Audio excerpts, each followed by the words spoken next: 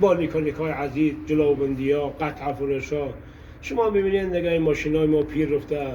20 سال، 25 سال، 30 سال عمر ماشینای ما.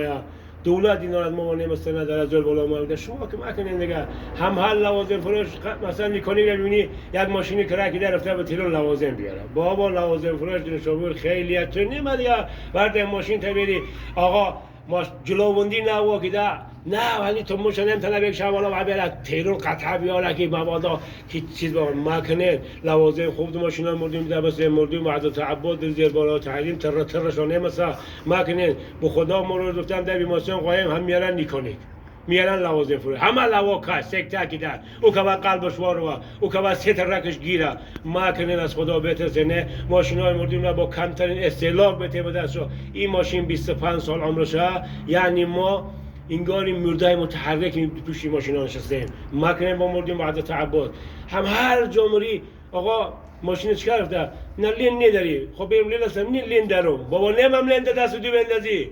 که وامان به من ازم بدار تایی پیش عجانی نیست لغ کنه ماشین دیگه مندی خب یعنی چی ما که آقا جلوبندی به خدا هم نیست بیمارستان ما جلوبندی اند خوان یا قلبش را واکیدن یا قدرت سرطانی دماغش رو به در رفته اندازه گل مشتی یا مثلا معده‌ش رو گیر کیده وانه من معده‌ش هر چی